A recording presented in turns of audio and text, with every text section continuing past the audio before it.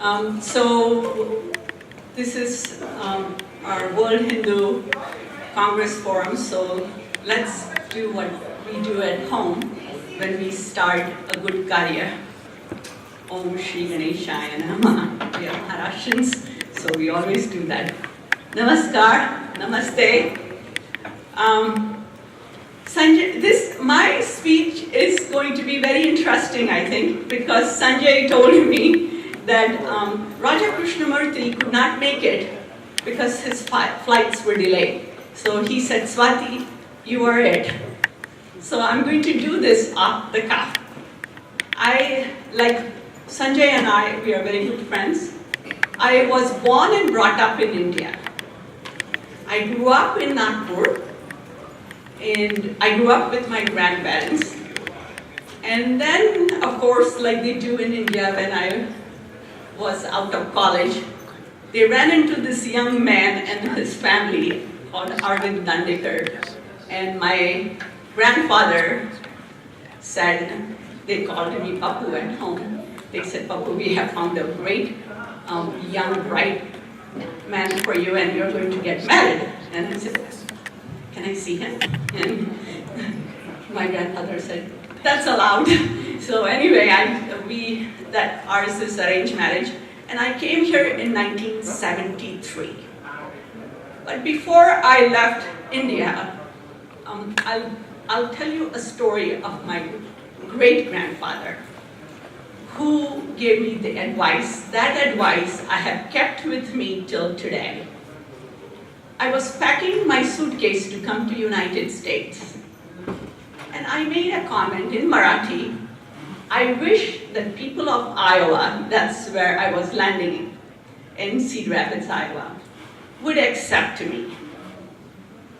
My great-grandfather, who was a very religious man, very, very religious man. He used to do puja for an hour every day, but very progressive. He made a comment to me, said, why should they accept you first?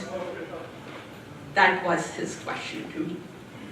And I said, Mote Baba, well, that's a natural thing for me to think. And he said, yes, that's true, but you have to accept them first. That means you have to respect them, you have to respect their religion, and in return, you have to ask them to respect you and respect your religion. And I have kept that advice with me. When I came to Iowa, I was a stay-at-home mom. I did lots of volunteer work because he had told me that I have to do seva for my karma bhumi. I had thought after my boys graduated, most probably I'll go and do my PhD in chemistry and be a professor. But because of my seva, I ended up in politics. I never went away from my pride of my heritage or my religion. All of my friends knew that I'm Hindu. And in Iowa, if you know Iowa, they will tell you 98% of people are white and all of them are Christians. So a minority was representing majority when I was elected in Iowa House. I did not run away from, like I said, from my religion, but I have always respected their religion. I do not wear my religion on my sleeve. That means I do not give them lectures, but they do not give me lectures either. The second one is, I feel that if you are confident of your religion, and if you are proud of your religion, you can do lots of things. And I don't know why this is shaking. I'm not shaking, but this is shaking. So, when I was elected, some of you must have seen Pandit Krishna Kumar Pandey he has a temple in Bay Area. But that time, he was Hindu priest in Iowa. And when he found out that a priest or imam or a rabbi can come and give prayers at the Capitol, he called me and said, Representative Dandekar, I would like to give prayers at the Capitol. I did not say to him, let's find out. I said, you know what, I'll ask my mentor and my teacher if we can do that. And I went and talked to my mentor and my Dick Myers, and my friend, a Republican, Speaker Rance. I went and asked him, I said, Christopher, do you think a Hindu priest can open session in Iowa House and in Iowa Senate? And he said, of course. And Krishna Kumar Pandeyji, if you go on YouTube, you still might see his prayers in Iowa House and in Iowa Senate. And yes. And not to be partial, but I think Iowa's capital is one of the most beautiful capitals in the United States. It's okay, right, Neeraj? So when Panditji Pandey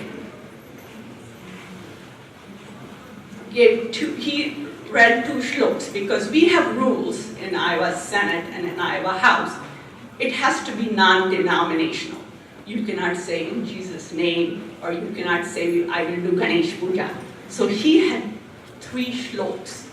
And I will tell you, when he stood in front of all of us and said, Guru Brahma, Guru Vishnu, they were ringing throughout the Capitol. And Asatoma, Asadagamaya. Those 2 shlokas, when he said, they were ringing, and all my colleagues, 99% of them are Christians, came down and thanked Panditji Pandey for giving blessings to them, because he did a wonderful job. I had asked him to come. He's here. I had asked him to come and join us, but I think he's giving a speech at the same time. So all I tell my friends, that we don't have to be, we have to be proud of our heritage. We don't have to run away from our heritage, but we don't have to be snobs of our heritage. That's what I told my 2 boys. I told them, be proud of who you are, but respect others and expect respect from them too. You cannot let them mistreat us because they know our religion is different than theirs. So thank you.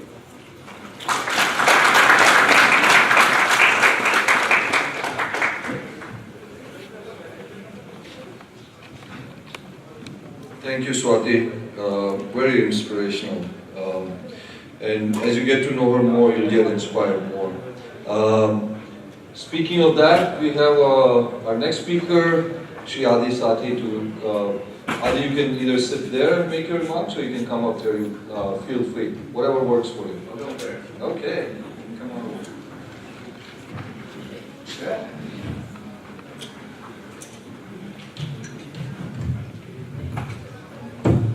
Hello, everybody. My name is Adi Sathi, and originally I'm from Michigan, and I had the opportunity to get involved in politics when I was in college and continued on. And actually, fun story, I met State Representative Narajan Tani here at a student government conference back in 2012, and we've been friends ever since. And we've been able to speak on many panels like this all throughout the country, so it's exciting that we get to do it one more time here in Illinois.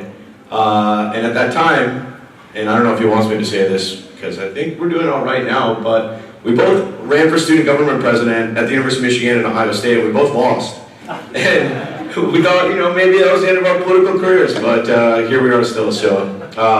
Growing up in Michigan, growing up around my parents who are very active and involved with the Indian American community, it's something that, is a big part of my life. And, so when I got the chance to continue on and work in and around politics, one of the experiences that I had at that time getting involved with the Republican Party in Michigan is that I lived in a congressional district that actually happens to have the largest population of Indian Americans in a Republican congressional seat in the country, which is Michigan's 11th district, currently held by Congressman Dave Trott. And at that time, I had an opportunity to serve on the local congressional district committee. Nothing crazy, but I'm a strong advocate for getting involved with the local community. That's where real change is made.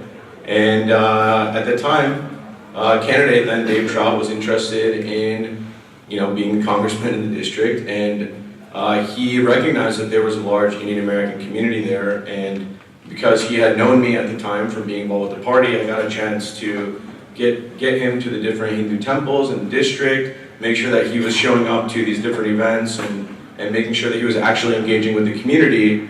That was kind of my first experience of being, a traditional political operative, doing typical campaign-oriented work, and doing things for the party in order to, meet the people I wanted to meet. But also, it was unique because I had an opportunity to advocate for my own community that I care about very much.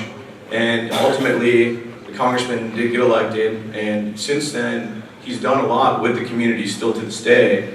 And where I guess I got a lucky break in the process of all of that is at the time there was another lady on that committee, just at the local level in Michigan's 11th congressional district.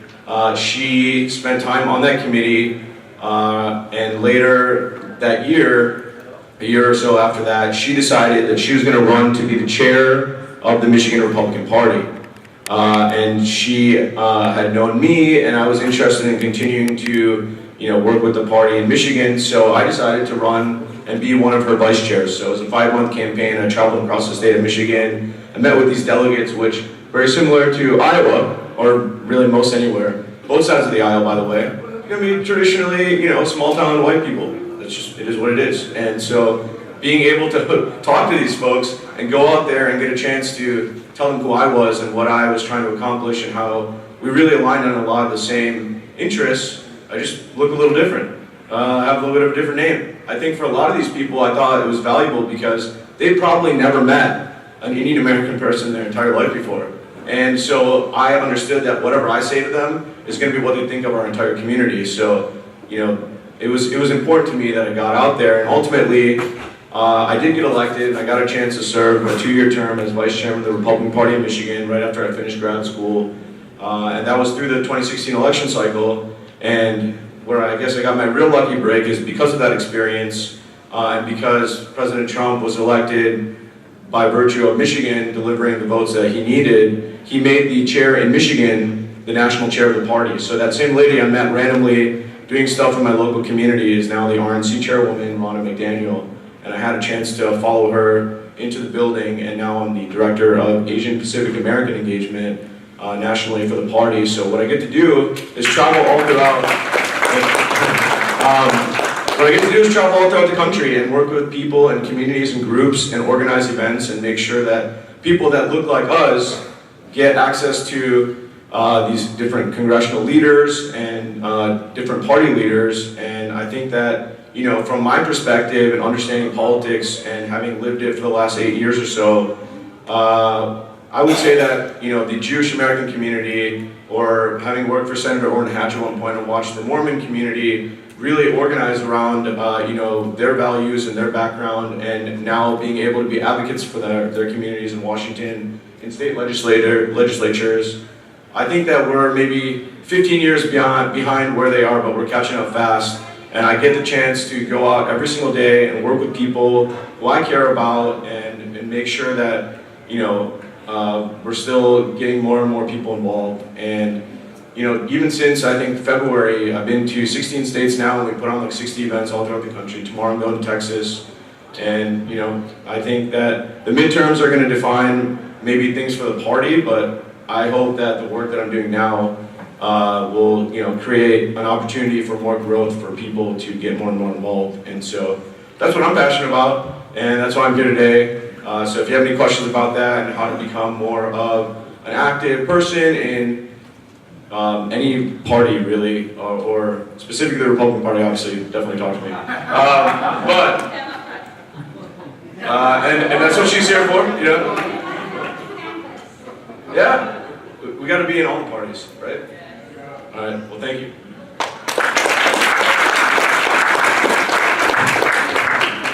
Thank you, Adi. And we have another speaker just actually walking on the stage in real time. But anyway, that's good. That's great. We'll give him a few minutes to settle down before we get in there. Thank you. So we'll get Neeraj, if it's okay with you, to come here and one Republican to follow another. Thank you, Neeraj.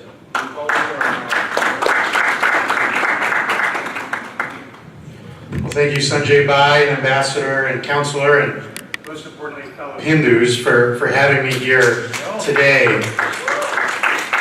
My name is, I guess I should put this down, but like Sanjay Bhai said and like Adi said, I serve as a state representative serving in the Ohio House of Representatives. I have the distinct honor of being not only the youngest serving member of the legislature in Ohio, but also as the second Hindu-American elected official in Ohio and the first Hindu-American Republican in Ohio history. But most importantly for me, I have the honor of being the youngest Hindu-American elected official in the country. I don't know about the world. The Vice President of Suriname seemed pretty young, so I don't know how old he was when he got elected. Councilor, you seem pretty young too. So I will not claim the world title. But, it truly is an honor. And the topic that I was assigned was navigating religion and race in American politics. Being a young Hindu-American in Ohio, not Iowa, not Michigan, but Ohio, another district that is majority white, majority Christian, most would think was challenging. And I think that a little bit of it is that most folks back home are distracted by my age. I was 23, I think it says, when I got elected, and am now 27, and so that received a lot of attention. But if anything, I think I received positive attention. The story I'll tell you is that in 2014, when I was going door to door to begin my campaign, I would go to a door and someone would say, "Hey, do you know Dr. Patel?" And I'd be like, "Why, yes, I do know Dr. Patel." Next door I'd go to, "Hey, do you know Dr. Shah?" "Yes, I do know Dr. Shah." Now there are like 20 Dr. Patels and 10 Dr. Shahs in Dayton, and albeit my mother probably knows all of them, I probably don't, but we will go with it. The next door, I would come and they'd say, "Hey, do you like Amar India or Jeet India?" Which are two of our Indian restaurants, right? I'd go to the third door and they'd say, "Hey, so in Beaver Creek, there's a temple, right? Tell me what goes on there," right? The next door I would go to, they'd say, "Hey, why do you guys wear those red dots on your heads?" Now, to some of these things I could have taken offense, right? But I chose not to. I chose to use it as an educational opportunity for my constituents. So I explained to them the significance of that red dot. I explained them the significance of our temple. I explained them the significance of why most food at Indian restaurants are vegetarian, right? And so for me, it has been mostly a positive experience being a Hindu young Indian American elected official. Now, I will say there were two instances where perhaps I was discriminated against, although mistakenly. My cell phone number is out there, anyone can have it, it's probably up there for all I know. So I get a lot of random calls, and during the campaign I got a call, And I answered and I said, this is Neeraj, and they said, you're the one running for state rep, right? And I said, yes. They said, are you a Muslim? And I said, no. They said, then they said, what are you? And I said, I'm a Hindu. They said, oh, okay, that's great. You got my vote. So for Hindus, pretty good. For Muslims, probably challenging. Now, prior to this conference, and I think at this morning plenary session it was alluded to, some of us, including myself, were targeted to withdraw from this conference. Unfortunately, some did not show up, my fellow colleagues.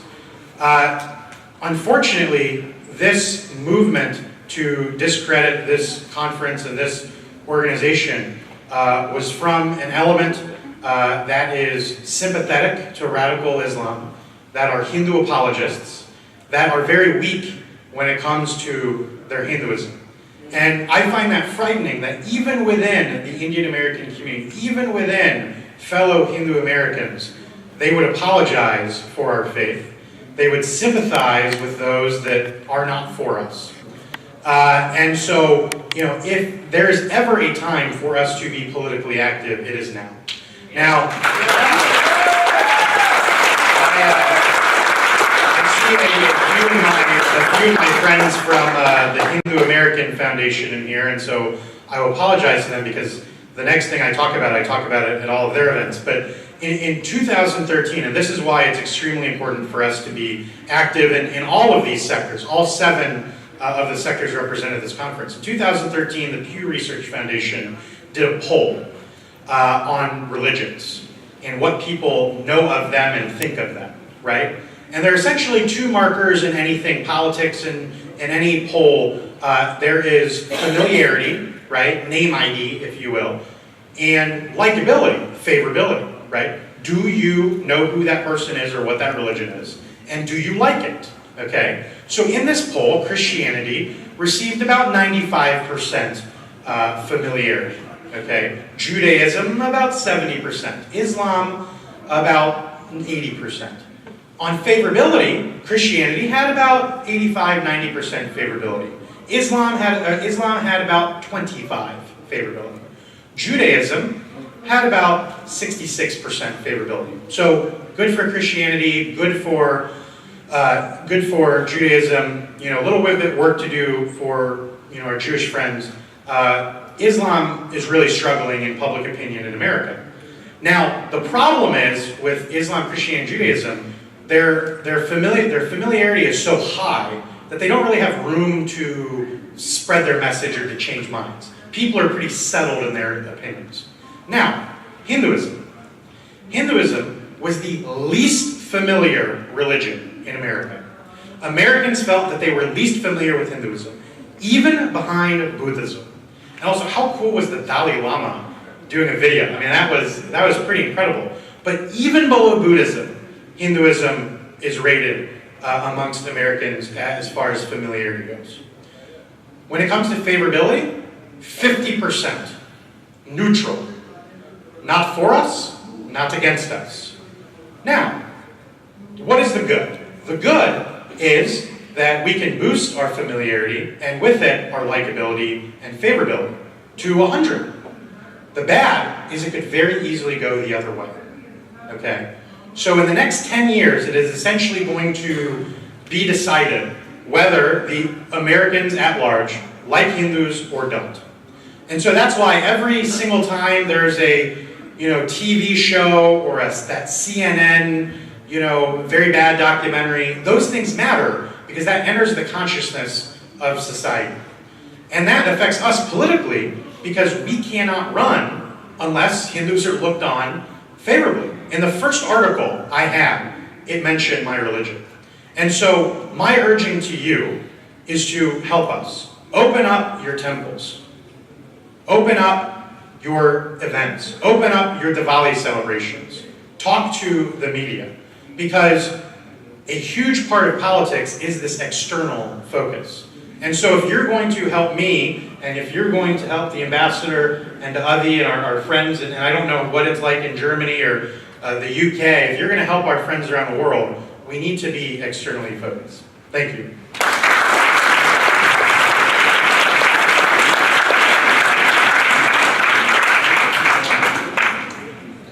Thank you, Neeraj. It's really, really refreshing to hear someone so young, really so young, with such a clear vision. And he's right. Every speaker and every sponsor in this conference was targeted. And I give credit to everybody sitting on this desk that they had courage of their convictions to show up here, because this is really not a thing that really a thing all of us are sharing.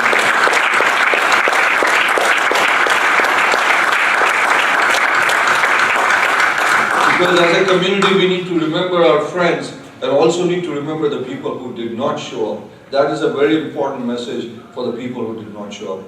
But anyway, coming to happier things to talk about, let me get Rahul to come in and speak a few words about what it is like in Germany, and then we'll have a last speaker who came in as last. Thank you.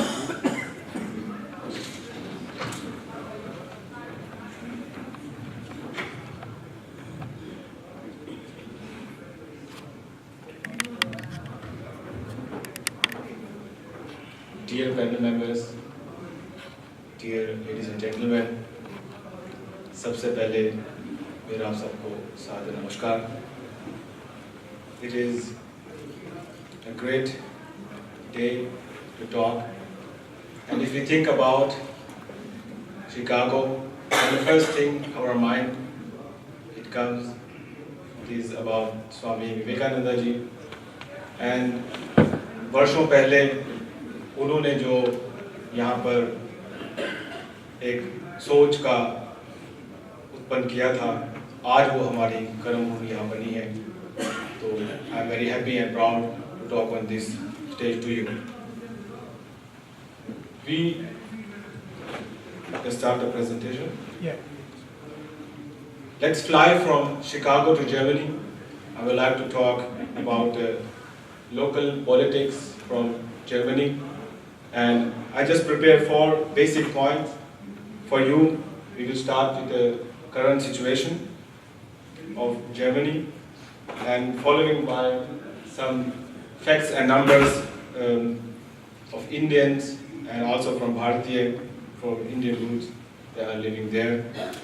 And the main interesting point is the integration of the Hindus in the German process.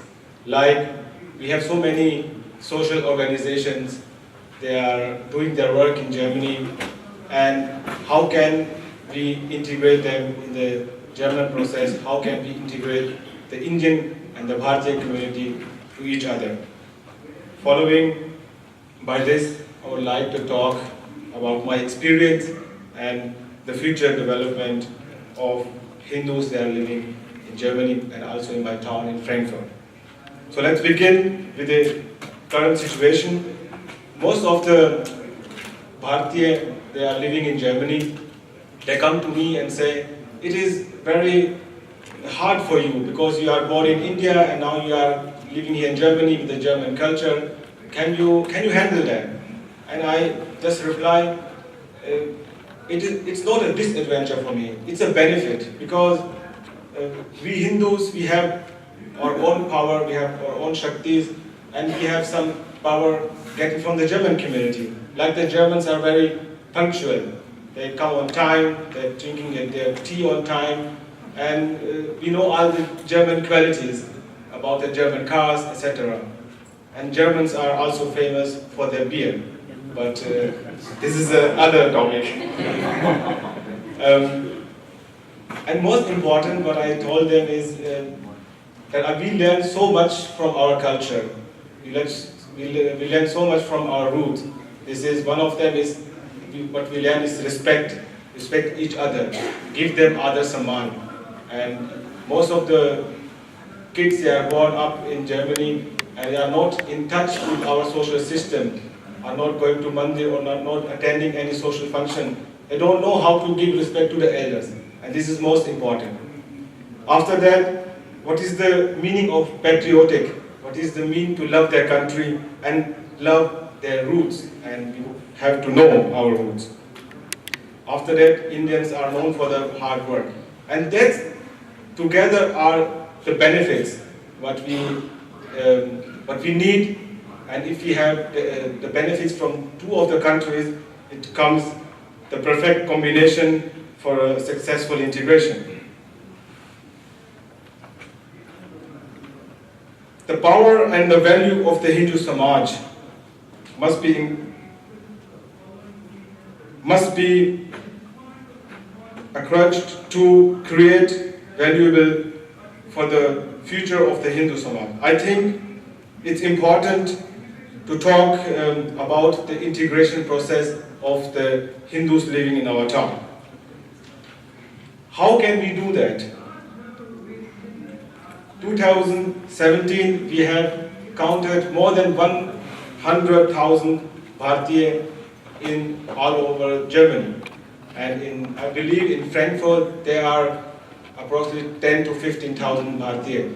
And most of them are converted to the German citizenship, but we are still connected to our roots. What we need, or what are the requirements from the Bharatiya to the German government? They need places to live with their families. They need help doing business in India or doing business also in the German society and the German companies. And there are a lot of administrative works in Germany, and most of them are very not sure how to deal with them. So these are the processes what we have to build there. We talk about integration. Integration is the most important fact for Bharatiya that we reach the image of the Hindus in Germany is very spiritual and very peaceful. The German believe if you go to an interview or you go to a company, then if you say you are a Hindu, then they think you are peaceful. We are doing yoga and we are so healthy people, and it's true. And it's actually a very nice image from the Indian community there. The interesting is also that the Indians are just following the political structure there, but they are not involving in the political process because they are so busy, I think, in their own life. They have families, they have to work, and also I think we have two steps to do for a successful integration. If you go in the past, we have two important things given by our Veda and Shastra. कि हिंदू धर्म ग्रंथों ने हमें इतना कुछ दिया है जो आज से युगों पहले भी सच था और वो आज भी सच है. तो उन चीज़ों का हमें सबसे ज़्यादा फायदा लेना चाहिए. देखा जाए तो महाभारत के समय जब भगवान श्री कृष्ण अर्जुन को समझा रहे थे कि देखो वो आसमान में पक्षी उड़ रहा है, वो एक पर से नहीं उड़ सकता, उसको दो पर चाहिए. आपके पास, हम सब के पास नॉलेज है, हमारे पास ज्ञान है, but we need also the other wing, वो है हमारा कर्म. हमें कर्म करना है और वो कर्म करने के बाद ही हम अच्छे तरीके से अपनी उड़ान भर पाएंगे. So the last for the experience and the future is we have to work today to make tomorrow's future.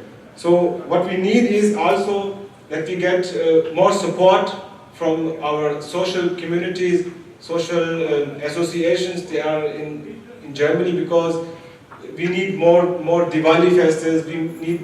We have to open for all of the Indian Hindus that are living there, not only doing their own things. We have to give them the chance to celebrate together. And we also need the support of the Bharat Sarkar to get new projects, to give more perspectives from the German and also for the Indian community. For that, I would like to talk that it's very important that we are on this platform today because it's our Karm Bhumi और इस सुनहरे मौके का हमें फ़ायदा उठाना चाहिए. और अंत में मैं यही शेर के साथ अपना आज का वाणी को विराम दूंगा. कि बातों से बने बात तो फिर बात ही क्या। कल जब आया मैं फ्रैंकफर्ट से यहाँ पर, तो इट वाज सो वार्म कि सबसे पहले जो अपने जाने पहचानने वाले होते हैं वो जब दिखते हैं तो अंदर से सब प्यार की वर्षा हो जाती है। And I met doctor Ram and he just hug me, और वो चीज़ 2 दिन से मेरे दिमाग में चलती आ रही है। दिस इज द पावर जो उन्होंने मुझे दिया है। He showed me the way to his conference. I am very thankful to him. And Mr. Mishra ji बैठे हुए हैं, they are also supporting us in Frankfurt. Thank you very much. धन्यवाद।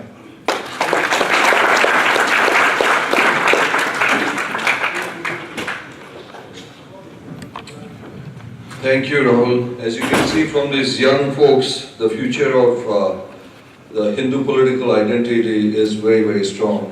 And we'll ask our final speaker who just came in, we didn't get a chance to introduce him, Shri Rahul Kumar, who is a state councilor in Frankfurt, Germany, and is also the youngest German citizen with roots out to a prestigious position. He's also a computer scientist, like several folks here, and but besides that, he's directed a Hindi feature film. Wow, that's a fantastic at such a young age. And he's been invited by the government of Bharat to attend the Pravasi Bharati Divas coming up. So please, Himanshu, welcome so much.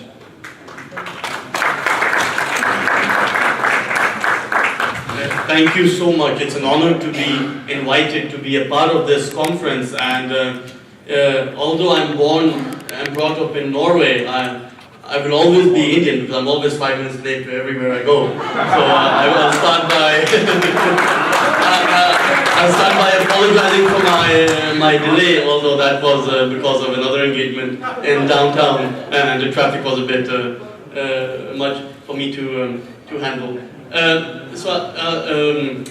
So my name is Himanshu Gulati. I'm 30 years old, born and brought up in Norway. If you start the presentation, I will. If you go back. So this is my political career. I joined politics at a very early age in high school when I was about 16, 17. So in 2012, I became the president of one of the biggest youth parties in Norway. And when my party won the election a year later, when I was 25, I was asked to serve as the Minister of Law and Justice of the country. An honor I never expected. I was very fortunate to get that honor. And a year later, I became a Deputy Minister at the Prime Minister's office. And last year, I ran for Parliament and was elected as the first Indian and the first Hindu to be a Member of Parliament.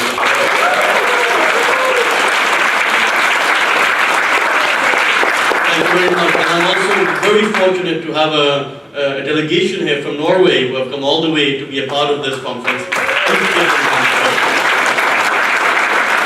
So what is my presentation about? Well, I was not supposed to speak here. I was supposed to speak at a conference, wonderful youth and youngsters, where I will be speaking tomorrow as well. But I decided to keep the same theme because my presentation is not about my background. I'm a proud Hindu. I'm very proud of my background. It has formed me. But I believe that politics is about something else. And politics is not about strategy or that kind of a thing. But politics is about integrity, what you stand for. And that is what I want to speak about. So what do you believe? And everybody should ask themselves, what do they believe in? I went into politics because I believe in something myself, and if you please go to the next slide, I believe in something very strong, something worth fighting for, and I believe in something even worth dying for. Now for everyone, that is different. For me, it was the principle of freedom, of liberty. For other people, it's something else. But my point is, if you don't stand for something, if you don't stand for something worth fighting for, you'll fall for anything. And I have to say that, just like everybody else present at this podium, I was also targeted before this conference. We were, almost threatened that our careers would end, we would be exposed to the media, and I believe it is in times like these that you really have the chance to prove what you stand for and if you have a spine or not. And I'm very honored to be here. Although I don't agree with everything that the organizers of this conference might stand for, and that is fine. But I am here to say what I believe in, and to support and to show that I'm a proud Hindu, and that's an important part of me and me as a politician as well. Please go further. Gandhiji also said, you must be the change you wish to see in the world. And I believe that no matter what you are doing, but especially in politics, it's important to be something, to believe in something that you want to change the world in the direction of. And what you will stand for will be tested. I said that for me, as a youngster, ideology was important. The ideas of liberty.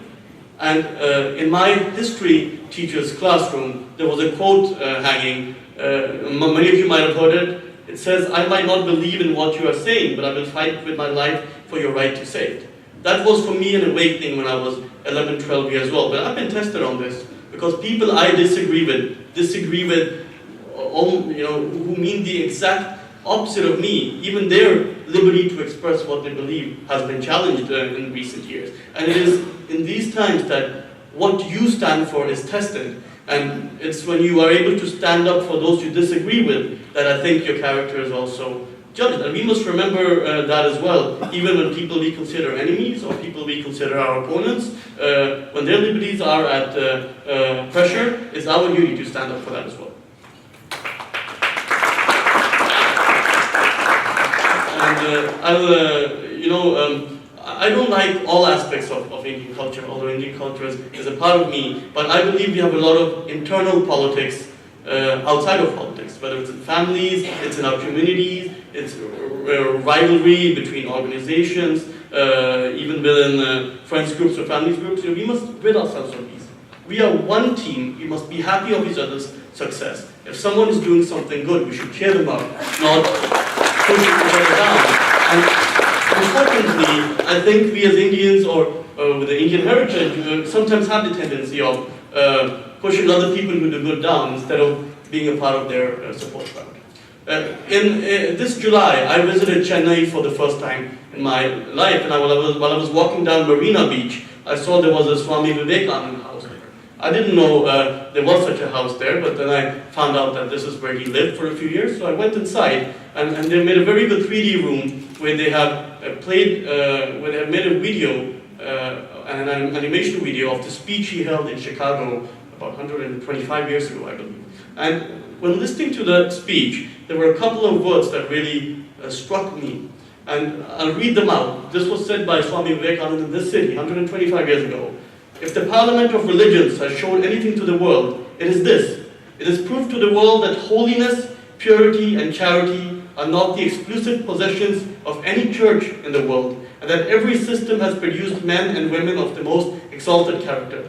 In the face of this evidence, if anybody dreams of the exclusive survival of his own religion and the destruction of the others, I pity him from the bottom of my heart.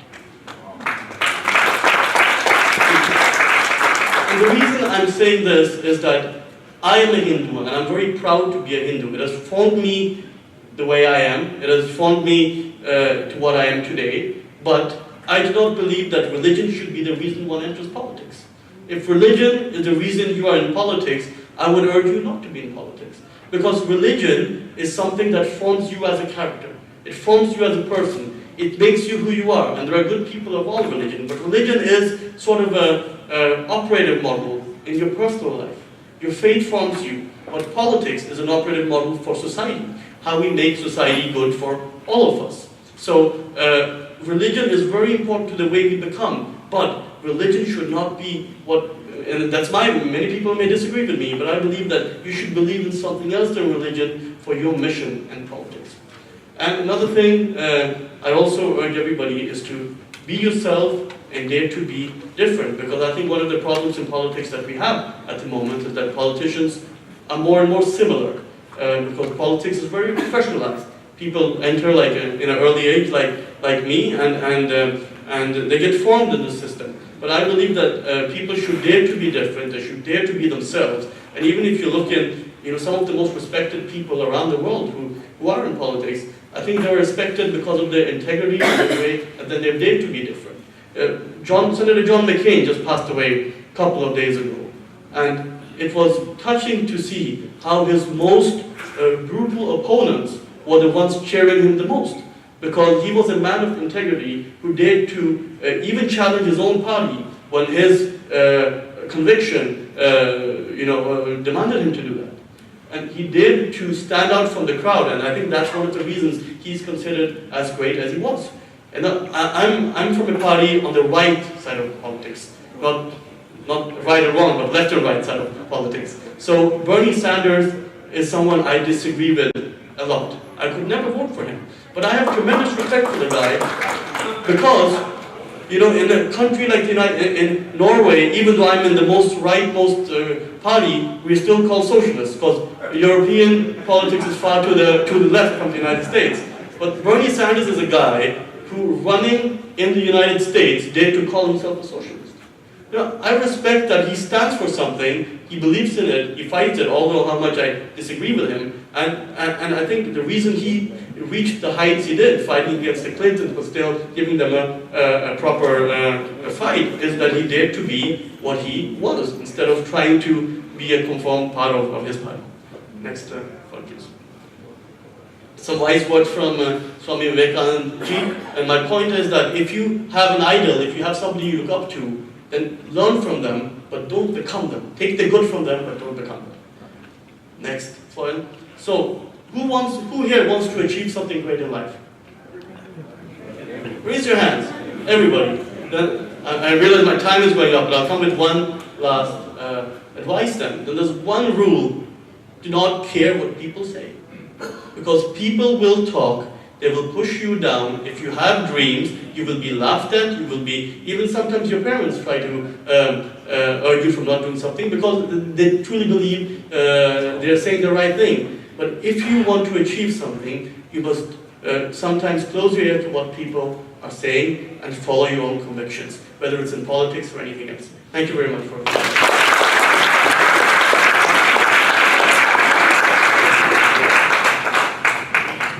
Thank you, Himanshu. What a young age and what clear vision. I mixed up a little bit about your background with Rahul, and I apologize because you're running in, I was running into, etc. So, Member of Parliament from Norway, the great country, beautiful country of Norway. So thanks so much for that. With that, we'll open it up, and the thing that we would really like is questions, specific questions, and then please mention your background and if you are specifically addressing to them, because we want to cover a lot of people and try to get as many, because this is really about a discourse, Swati. So we want to get as much people, but keep it crisp. So Neeraj and Rahul and Adi and everybody get in the mix here. We're politicians, we can't keep it crisp. And that's more difficult. Did you hear he said this is a discourse, Swati? So we'll just give one chance here and one chance this side, so we're picking around. Thank you. Well, I'm very delighted to see such a young panel of politicians. My question is, I've been in this country only for 2-3 years. On every street I find an Indian association of this kind and that kind. So why not Indians in this country, or for that matter in Europe, because I lived in London for 30 years. So why not Indians not joining in droves in political parties? Why they keep creating their own parties and own association, Indian association, that association? Why don't they come to the main political force, either Democrat or Republican? And my second question is this: Indians are very rich in India, and Indians are very rich in America and England. But why India is poor? Sure, great question. 2 answers. Number one, Indians in America are still developing, right? My parents came 1978, my eldest uncle in 1971. And so I'm a first generation American. I'm the first one to be born here. Whereas a lot of other immigrant groups, they go back to the 1800s.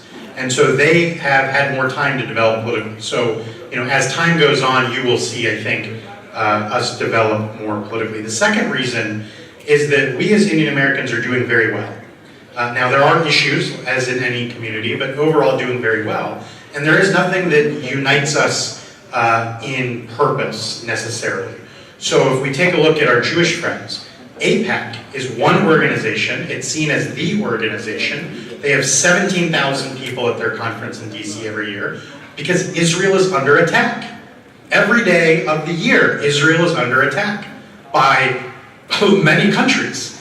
India, while we have some troublesome neighbors, is mostly okay. And so that's why I think, we are a little bit separated. And I agree, I'm flying to California tomorrow to speak on another panel at another event.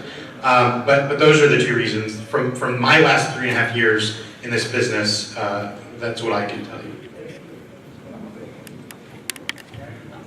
I have a little bit of different view on this because I came here as an immigrant. I think when you come to United States, you want to keep your culture and your heritage because we respect the American culture, but we want to make sure that we keep our culture. And the way we keep our culture, especially for our young sons and daughters, is by going to these Indian association functions where they will have get-together of Diwali or Holi, because you don't have your family here. So the people who are in your community become part of your family. And you get together to teach each other, like, Neeraj, what's going on. I agree with you that we should join together and be part of politics. But I think that's a process. And I got involved in politics because the education system, I thought the education system that my 2 boys were going to a school district, they were going to become from a very good school system to not so good school system. And that's the time I jumped in and started focusing on education. And I found out for that you have to be politically active. And I decided to run for school board. And that's the time I became political. So maybe this time it may change. Maybe the younger generation will be different. But when we came in 70s, 60s and 70s, it was a little bit different for us. So I do understand what you are saying, but I understand the other side also because it's a social aspect. Hi, namaste everybody. Rahul Sharma from South Africa. Wonderful to see such young blood out. Well, that's nice to know because I'm not all these young men are of my 2 boys' age. Thank you, Auntie.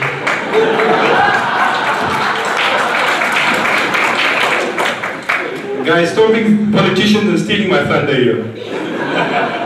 Okay, quick comment. I think we need a question. No, it's a comment and a question. Do you guys have a network of Indian politicians globally? If not, one should be, because we in South Africa, I'm going to give you a small thing, where we have seen Hindu politicians being sidelined by the other neighbors of ours, and policies of government have actually changed in favor of other countries. So we need to have a Hindu network within your guys' self, and even helping emerging politicians, even if it's at university levels and at school level, and those kind of networks. Thank you. Rahul, do you want to start one?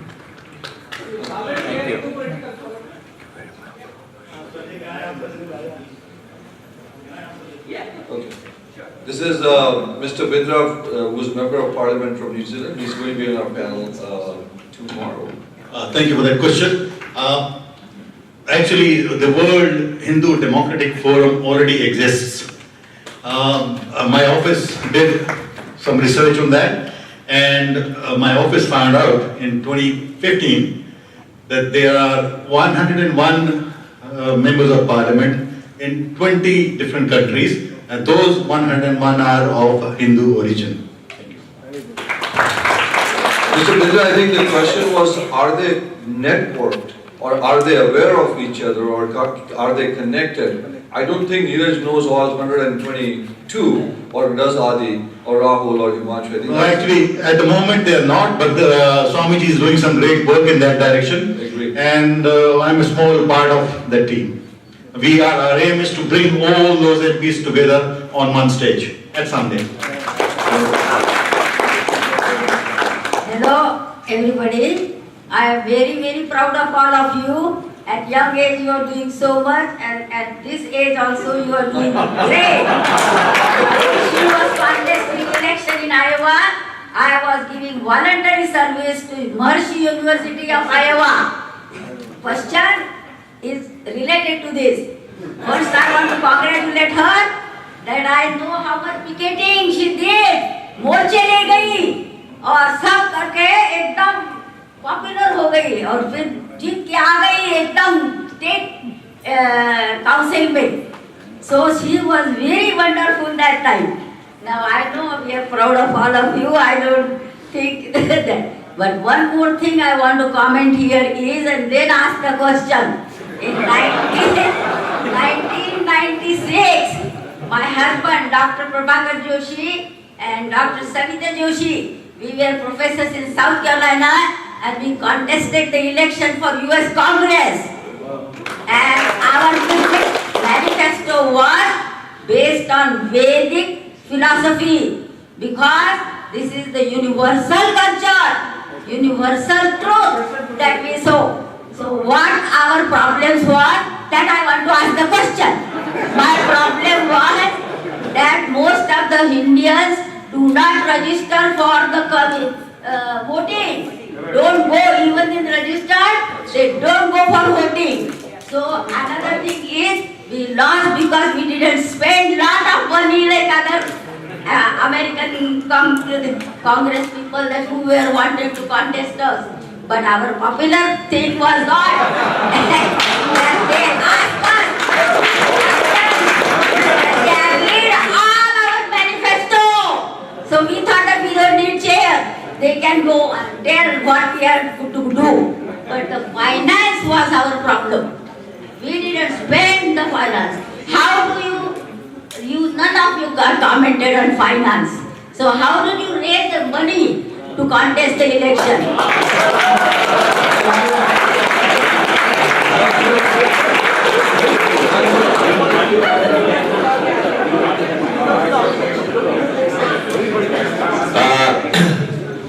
That was great. I really appreciated that. Working at the Republican National Committee, currently to date, we have raised $200 million and then some, mostly from the efforts of our finance department and the chairwoman of the party. This is a great question because, I think regardless of political party, as time has progressed, the amount of money that goes into politics it's daunting. I mean, I can't speak for other countries because there are probably limits in certain areas and the way that it works on other places, but in America, there's no limits. Theoretically, because there's always a way to find a PAC to give money to, and then you can give to the party, and then you can give to a candidate, and then, the list goes on. And, I would say that these days, if you want to run for federal office, if you want to run for US Congress, and you can't raise at least $1 million, you can't really win. It's really hard, which is crazy to think that. So it kind of takes away the ability sometimes for people, who are regular everyday people to be able to raise that kind of money. So to answer your question, I think that the hard part is to find a donor network and also position yourself in a way where you're able to actually reach these folks. That's part of the strategy that we employ when candidates reach out to us, and we have targeted races that we pay attention to all throughout the country, and putting them into programs where they're able to connect with donors that are already paying attention to the political parties, and there is a network for that. So that's where the political party apparatus is helpful. And if you're interested in getting registered to vote, please feel free to talk to me after this panel, by the way. Just one wants to just... Yeah, I must say I admire your energy and determination, and if most politicians have the same willingness to take the word as you did, they would achieve great, great things. And you said two things. You talked about financing and voting. Now, in my country, we have a different system of financing, so I will not comment on that. But you also said that a lot of people of Indian origin don't vote. I would urge you, if you know someone who you know does not vote, the next time they're watching the television or the Netflix, please change the channel for them and say, if you let other people decide who will run your country, then let me decide what you will watch on television. nobody will accept the latter, and they shouldn't accept the first one either. Here's the next question. Yeah, I have a question as well as a comment. My name is Aruna. I'm a physician, I'm a mother, and I'm a wife. And I was born in the largest democracy of the world, in India. And my children are born in the second largest democracy in America.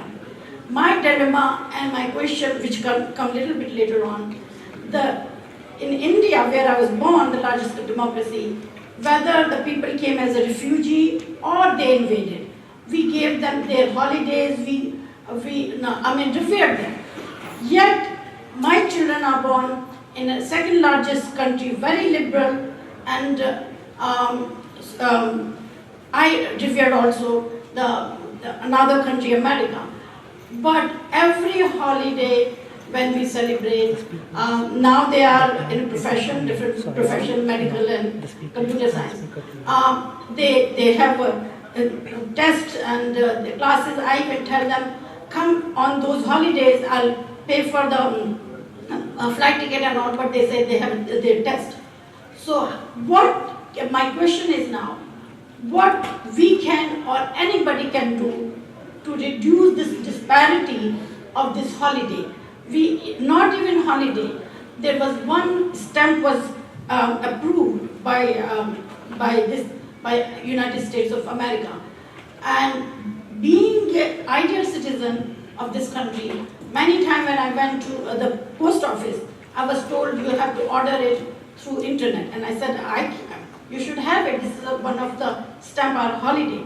So is this the reward we are getting, being an ideal and contributing citizen of any country? And this is the situation not in this country, but in most of the very liberal and democratic countries. So what we should do to narrow the disparity to bring the holidays and everything in those countries. Whether you make Diwali official holiday. Adi, where do you live?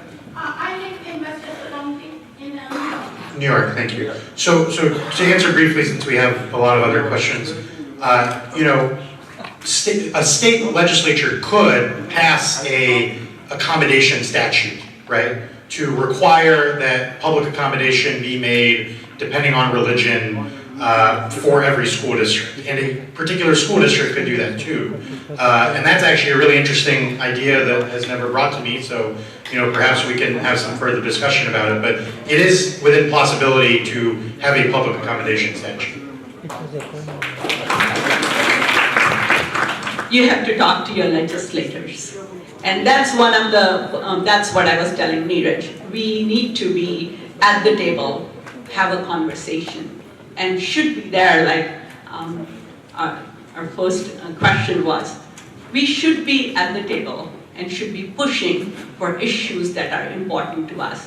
When I was running for political office, lots of people would say, Swati, ये ठीक है आप कर रहे हो बहुत अच्छा है, but हमें involve नहीं करो. And they are my close friends. We cannot do that. But they realized it, and I'll go back to this one incident. They realized it in Iowa. We did not have, and Sanjay knows this, we did not have Asian American Commission. And it languished in Iowa for 30 years. The Asian Americans wanted a commission. But after I was elected, the same people who voted it down passed it unanimously. Because how do you look in eyes of your own colleague who is an Asian American and say no to her? That's what it is. We will move to the next question, please. Namaste, I am Jigar Inandar from Gujarat. My question is to all of you or any one of you. Do you have any formal system of formal education to join politics in your country? Because we run this type of course from last 3 years, and if any one of you or all of you want to start, we will provide all the modules of this type of training. In India or here? We are running the course in India, in Gujarat, Baroda, But if you want to run the course in your country, we will provide the modules, and these are universal modules based on Indic studies, based on theological studies, starting from Bhagavad Gita to Ramayana to Mahabharata, Kautilya Arthashastra, each and everything. In America, no formal education is required. We'll move to the next question, please. Prakash Parab from New Jersey. Congratulations, okay? I have one question today. You know the environment, what is happening today in America. Democracy is challenged, diversity is challenged, immigrants are challenged. So what is your message to us? What's your message to us? Adi and Neeraj, and maybe Swati. Thank you for the question. I think that we have to distinguish on the immigration question on legal immigrants versus illegal immigrants. Now I understand that even within the Indian American community there's not agreement on this. Now I come from the philosophy that my parents stood in line and so should everyone else, right? All my kakas did that. All my kakis did it, right? I have cousins still trying to come. So, however, that said, there is a small thread of even anti-legal immigrant status. And that we have to push back, and push back very, very hard. I spend a lot of my time talking about H-1Bs. I was talking to Senator Rob Portman of Ohio's office yesterday about an immigration bill. And so there are those of us that have to carry that mantle to push back against any rhetoric on legal immigration. But I would make the argument to you, and I would submit to you that there are those who would choose to help illegal immigrants over legal immigrants, and that is very, very dangerous. When people who came here illegally are receiving more benefit and favor from their government than those who came here legally or are standing in line in the legal process. We want to give the Republican also a chance to speak, right? Well, other Republican. But for me personally, as of currently, because of my role at the RNC, I am the face of Asian Pacific Americans for Donald Trump's Republican Party. And from my perspective, the policies that he's working on are actually benefiting Asian Pacific American people probably more than any other population, in my opinion. And when we talk about policies that actually are helping people in these communities, I'll give you one example that's actually very interesting. Right now at Harvard University, for many people that don't know this, there's a lawsuit pending that is trying to fight, a lawsuit pending that is being presented by the Asian American community to get rid of affirmative action policies that are hindering people in our communities from being able to get access to educational systems in places where we deserve to go to school, because it should be a meritocracy, but it's not. And Donald Trump has actually stood up on that specific issue and went out and said that these policies are wrong. He's already went out of his way to get rid of some of them. And currently the Department of Justice has actually come out and is pushing this specific issue and saying that these things need to be changed. And I think that's amazing. I think that means that my future children will have a better opportunity to go to better universities and institutions. And that's just one example of many different things that are happening that are actually very positive. Thank you. We'll move to the next question. Namaskar. My name is Mrinmay Bhakta. I'm from Dallas. I'm a Republican sympathizer. My question is, both Nirav and Adi, as a young politician, what is your vision? Because most of our immigrant Indian people are still now Democrat sympathizer. So, do you have any vision for the young generation? Sure, and perhaps to be fair, I'll give. Okay. Sure. So that is a great question. So let me back up and say I think that young people and immigrant communities are probably disengaged in politics because they feel it doesn't work for them, right?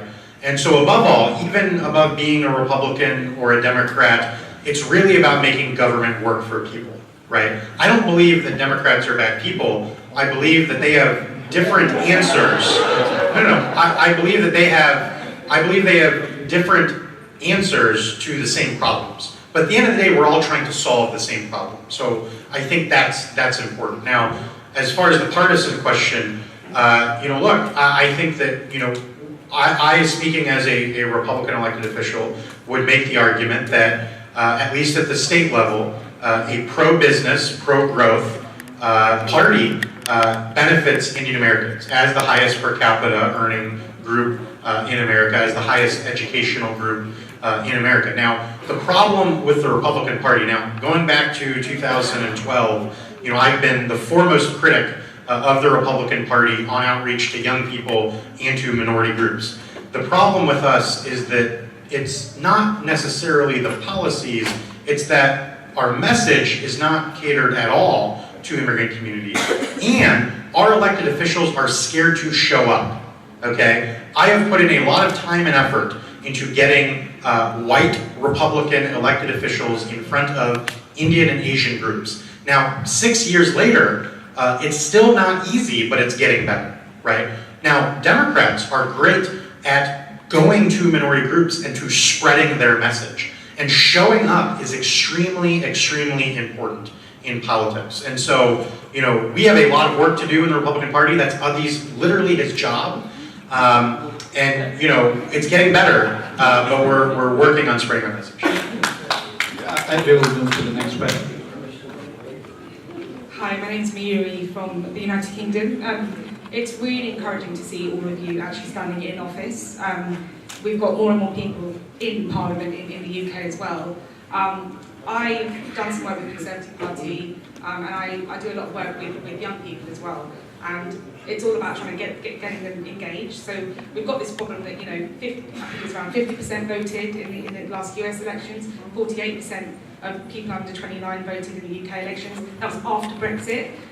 And on top of that, Indians don't engage in politics. So what strategies do you guys use to engage young Hindus or Indians? And how can we kind of learn from that in the UK?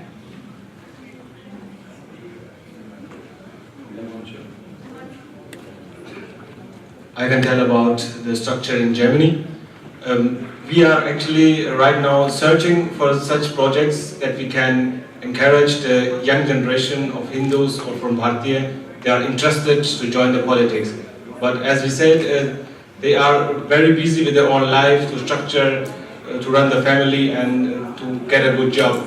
This is more important for them. Actually, there are right now no structure, no process in the German community for the Hindus that we can build.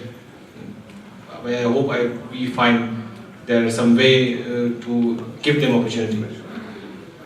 You asked the $1 million question that we are all seeking the answer for, no matter which country we are living in. And the biggest competitor or challenge for getting youngsters involved in politics or other meaningful work is, I think, right in front of us. There are so many options of entertainment and good things to use your life on that politics doesn't seem like the most attractive and relevant thing. So I think we all need to put our good minds together and think of how we can make politics more relevant for youngsters. You have? I think that should start at home. We as adults should start talking about politics at the table when we have dinner or breakfast, because that's what we do at home. And you shouldn't tell them what they should be. They know their mother is Democrat, they both are Democrats, but thank God. But we always talked about how a given policy affects their lives, whether they were students or now, of course, one is a doctor and another is an engineer, so it makes a big difference. One point I would just add, Neeraj and Adi, is we have a record number of Indian Americans who have run for office this time. Now, they have not succeeded in some cases, but some of them have won primaries in this country. So there is a resurgence, whatever you call it. So I think there is that happening in both parties, I think so. I think exactly. So we have JD here who is running. Hello friends, I am Chandra Digamkar, all friends call me JD, and I am the candidate from the Republican Party. I won the primary. And the question to the answer to the question is, education starts from home. At the same time, when we Hindu community realize the real threat in the globally, at home, at India, and we have to united stand up to fight that threat. And we don't have to fight the fight, like in olden days we have a weapon to fight. Now we have framework, legality, laws and everything. So we have to fight at multiple levels and we have to organize at multiple levels. We just cannot throw something and fight. That days are gone. But now we have to use our right words, right thoughts. We have to come together and fight the strategy. And that's the reason this political forum is. When you go back home, make sure your kids know how it is important to protect Hinduism and how it's important to represent ourselves at the political arena. And that's the reason I'm running. I'm not running for fun. I'm running to protect Hinduism because tomorrow, our generation, our next millennial needs to know who fight for our future, you know? Thanks, Jerry. Go to the next topic. This is Nayan Desai from Tampa, Florida. Recently, many also have lost in the primaries. And many have lost because of hate messages that have been popularized. So what would you say? And I have seen in our Tampa, after losing, they lose heart and they don't go back again. What would you say to those people who lost because of the hate that was spread by their competition? And or the new people, how to challenge, how to stand up to those hate? So I faced that when I first ran for Iowa House. But I had knocked on urban, how many, like 7,000 something doors. Both Arvind and I, we had knocked on doors. So when I was attacked, people did not believe it. Because they had seen me at their door or they had seen Arvind at their door. Both of us used to knock on doors. So when you knock on doors and they see you personally, it is hard, even if you get attacked. I mean, if you go back and Sanjay, that's how we became friends. I was attacked for my religion. I was attacked for who I am because see, I was born and brought up in India. And my challenger even claimed, how can she be our leader if her forefathers were not standing up to a flag that's not an American flag? Though I'm a citizen of the United States. And so those things, sometimes those things happen and it's very hurtful. But what I did is I kept knocking on doors and just did what I thought was right. And I won my first district when I won. It was a Republican district. And a Democrat won from a Republican district by 57%. Adi was not around at that time. Adi was not there? One more question. I have one question. You know, politics is quite a brutal and dirty game. It's not Bible school. So I think that's part of the game. And to be honest, I think most of us who've been in politics, whether for a long time or short time, have had our losses as well. And losing is the best experience you can have. I think Nelson Mandela said that a man is not judged by the number of times you fall down, but by the number of times you stand up. And without those failures, I think nobody will make it in the end. So we just need to stand up and fight again. And if you try hard, you will be elected. Very few people win in their first attempt. Here's your next question. I actually do want to add one last part to it.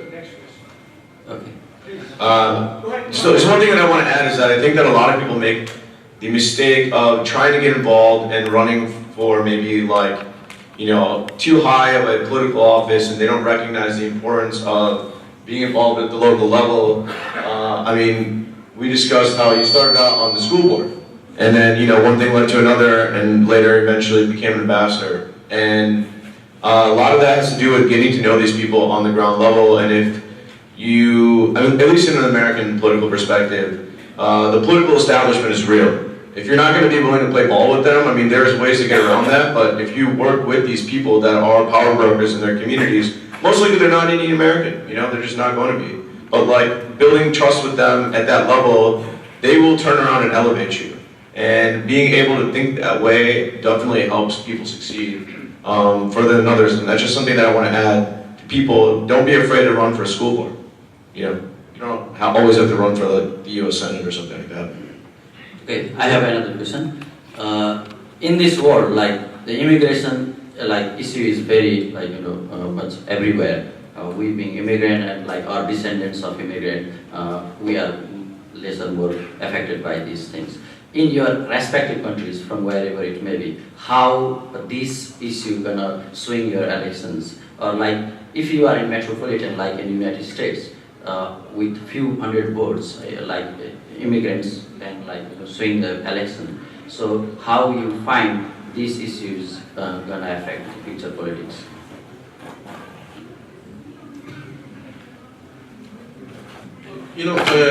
Immigration is a sensitive topic, and my party in my country has a very tough stance on immigration, for more limited immigration. And I think a good point was made earlier that the negative effects of illegal immigration overshadows the positive effects of legal immigration. So I think we all in our countries have to see what is right for our countries. For Europe, I can say that the refugee crisis has had a big negative impact. People are seeing a lot of negative sides also with the big Muslim refugee immigration, and I believe that in Europe we need a stricter immigration policy. What is right for the United States, I think the politicians of the United States should say themselves.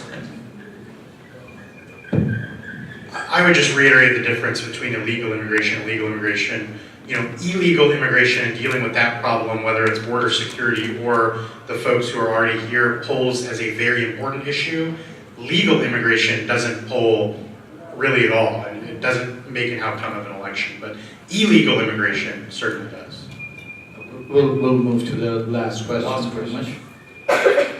Hi, my name is Skanda. I'm with the media. I wanted to respond to an idea that was brought up by Representative Antani, the idea of what ideas Hinduism brings to the U.S.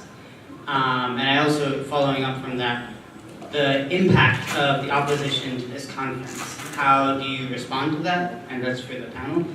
And what repercussions do you think that will have? It already had a couple of people withdraw from the conference. So do you see far-reaching implications? You're with the entire media? Yes. Which organization? Which freelance writer out of New York. So I think I saw two questions in there. As far as the conference, look, Winston Churchill said, "You have enemies, good. That means you're doing something." And so the fact that this conference has some detractors, to me, says nothing more than we're standing for something, which is Hindu Dharma. And I think that's a good thing. I think that there is an element in America and in our society that are Hindu apologists, that sympathize with radical Islamic jihad, which is very unfortunate, right? My cousin, who lives in Mumbai, was in the train station when radical Islamic terrorists attacked Mumbai, okay? And people died. My cousin did not, but people died, right? And there is a tense relationship right now, and we have to understand that.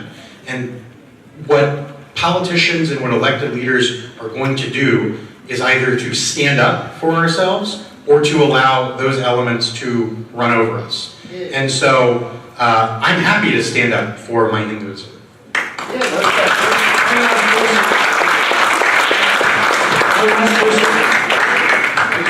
Hi. I had one question, one answer. It's very, very sad that day. I was traveling to Mumbai and bomb blast happened in India. Many people died. I saw those people. And finally we found out who they were. Okay, and that's very sad. And that's the reason we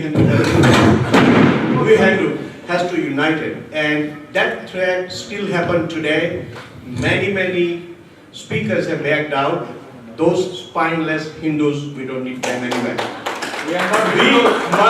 They are not Hindus, number one. Yes, absolutely. Important thing is, we Hindu have to understand, we have to unite, not only that, but with all our resources, where we divert and how we divert, that is very important. And what Mohanji says in afternoon session, we have to work united, think independently also, and work independently also. Hi, Do we have any time? I'll make this very quick. I'll make this very quick. So I'm a 28-year-old lawyer from Washington, D.C., and I identify with the Democratic Party, but I must say I'm very proud of this conference for inviting conservative Indian American voices. I think that's extremely important.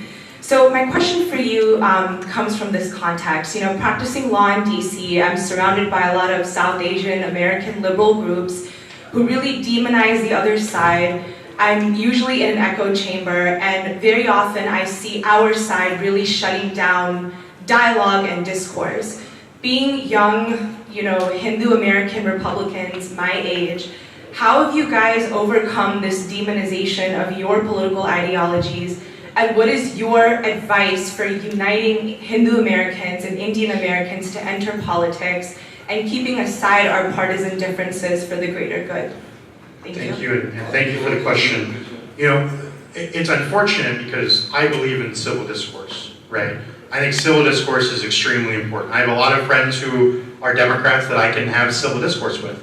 But there is, in my opinion, an element on both parties, but particularly within the Democratic Party, that is creating a Democratic Party that is accepting of everyone unless you're a Republican. And that's very bad. And I feel that, right? And so, you know, my ask of any Democrat is talk to me, right? Politics is about talking. Talk to me. And if at the end of the day you still think I'm a bad guy with bad intentions, that's fine, but talk to me. So I live in Washington, D.C., I live on Capitol Hill, and I've been to a lot of these organizational meetings, and you know, I'm going there because I want to be there, and also because I have to be there professionally at some level. But the one thing that I will say that I noticed from the DC nonprofit world is that they may tell you that they're bipartisan, but really they're not, you know? And the people that are involved with it behind the scenes, you know, they'll say whatever they need to say to put on a front to make it look like they're really bipartisan, and they're not. And that's kind of disheartening for me because I really do want to put in the effort to like go out to these organizations, talk to them, have a real conversation. And then, you know, when they turn around and they put out, you know, their policy stances on issues and different things, which sometimes they're not even legally supposed to be able to do that according to their status as a nonprofit, they still do it. So for me, it's hard because I want to be there, but I'm not sure that they want me to be there also. But they still kind of want me to be there so they can pretend like they're bipartisan, you know? And that's my experience. So like, I get to be the token Republican everywhere, you know? Yeah. That being said though, I mean, I appreciate that you want to have those types of conversations, and I think that there are places to do it. And you would definitely, I mean, there are organizations like the Asian Pacific American Institute of Congressional Studies, for example, which I don't know if you're familiar with, but is the affiliated nonprofit of the Asian Caucus in Congress. And you know, I appreciate them. I was a fellow of theirs at one point, but I was the first Republican fellow they had in 25 years. And now they get to tell everybody that they're bipartisan, you know? So, I mean, these are the types of things that they do to put on a front, when in reality, I mean, I think that we don't get a fair chance. I mean, I'll even go far enough to say that, like, I can't even get a date in DC sometimes, you know? So, that's where we're at as a country, which is really forever. That's not true. But that being said, I appreciate and applaud your interest in wanting to actually have those conversations. Okay, we're getting So, as a Democrat, I have to answer that one.